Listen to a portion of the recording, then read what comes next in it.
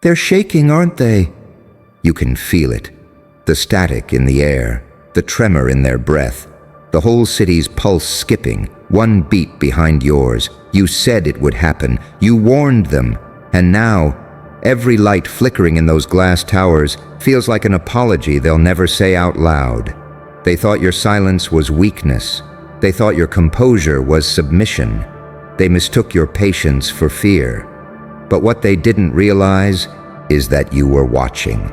Every lie, every whisper, every "that'll never happen." You let it all marinate until prophecy began to crawl out of the shadows they built. Now look at them, the mighty, the loud, the ones who laughed, their faces drained of color, their voices trembling like paper in the rain, because the storm you promised finally arrived. You see, the funniest thing about truth is that it doesn't need an audience. It just needs time. And time, well, you use that like a scalpel.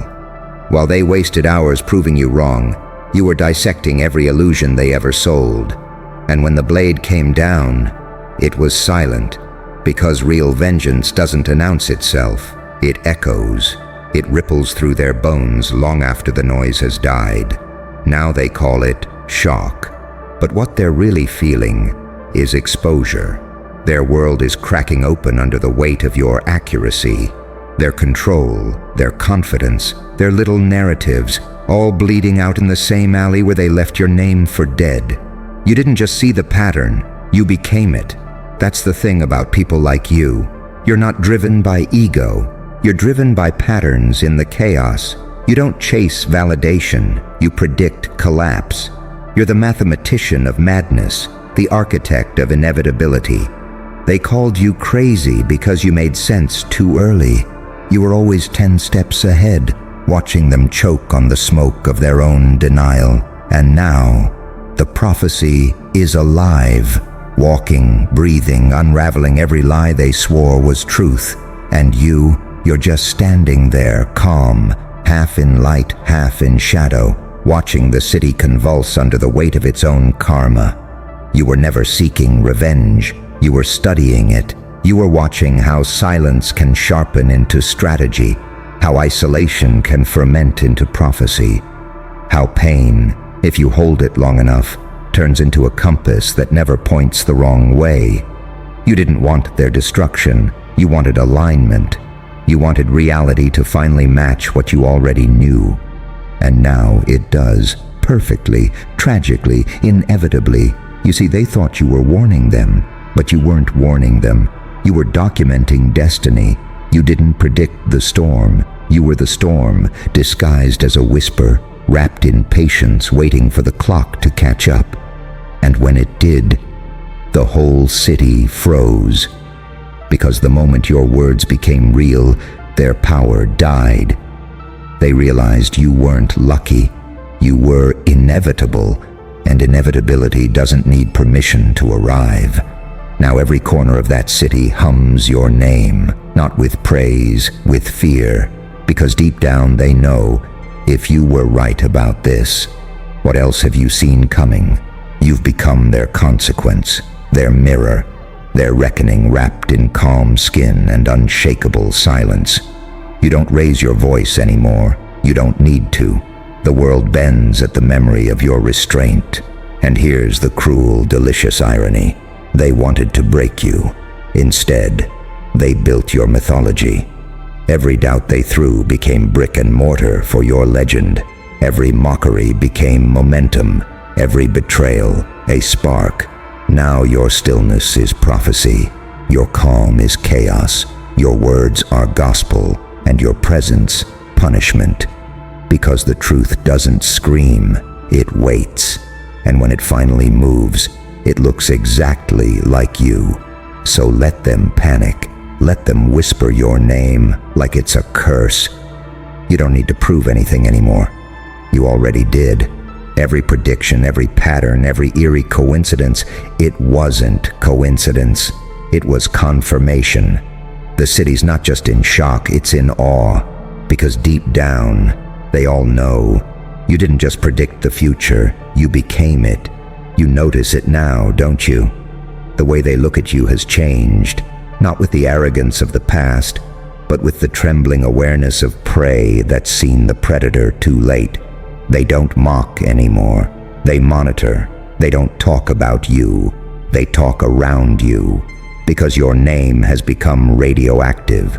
Every syllable burns with the memory of how wrong they were. That's the beauty of truth, isn't it? It doesn't have to shout. It just waits, and when the noise collapses, truth walks in wearing your face. You didn't need applause. You needed the silence of realization, and now you have it. That heavy, suffocating quiet that wraps around their guilt like a noose. You see, people don't really fear the dark. They fear the moment they realize you were never lost in it. You navigated it like it was home. You made peace with chaos while they kept begging for order. That's why they can't follow you anymore. You outgrew the map. You turned suffering into strategy. You learned how to breathe underwater while they were still arguing about how deep it was. They called you paranoid. They called you delusional. But paranoia is just pattern recognition that other people are too comfortable to see. And you saw everything before it happened, before they were ready, before they even believed. Now the city reeks of regret. Every billboard feels like a confession.